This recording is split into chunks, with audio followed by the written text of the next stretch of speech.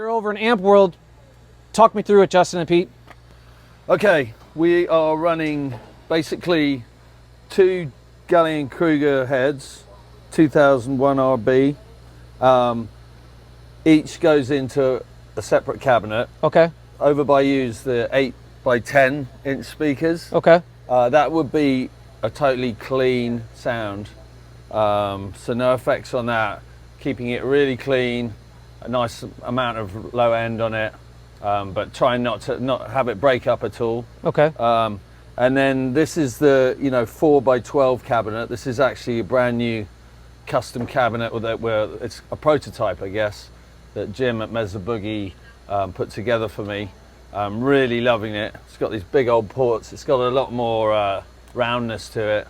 It fills out the sound a little more. What do you like? Sorry to cut you off, Justin. Okay. What do you like about the 12-inch speakers for the dirty, affected sounds? I don't know. They just seem to hold it well. Okay. Like it without losing too much low end. Obviously we put it through the Rat and the EQ, which we'll see in a minute. But so one of the other GK is basically a dirty sound that powers the 12-inch speakers. All right. And we experimented using the 10-inch speakers for the dirty sound, but it just works out better. The blend together.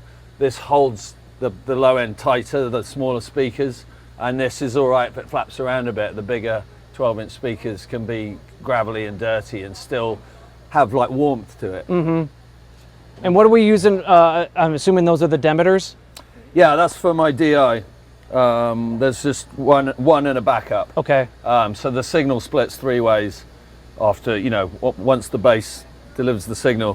One goes to the clean cab, one goes to the dirty cab, and one goes to the DI.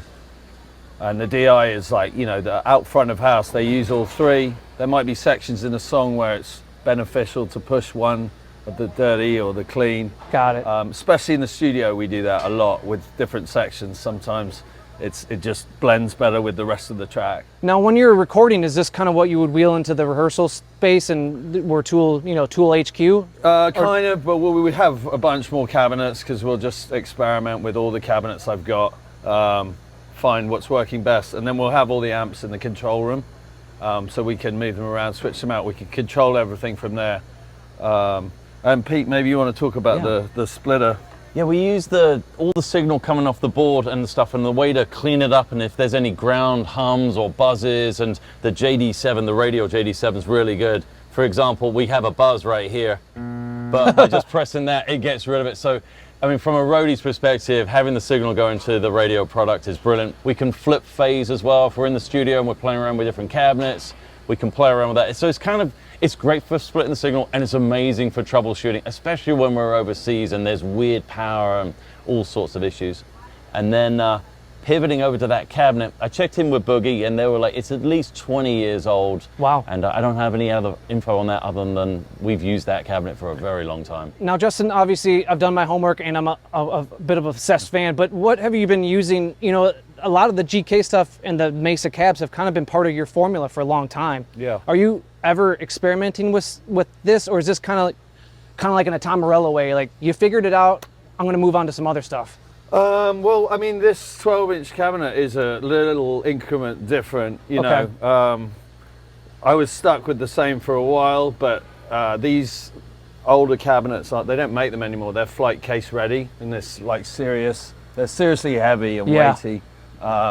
But I guess they've come up with ways of delivering the sound without having to do that now. So this is a little different. It's changed the sound. I mean, we lost it one night for whatever reason, and we had to wheel in the old one, and the difference was quite huge. It was a lot brighter and kind of pingier. So I really noticed the difference that this has been making.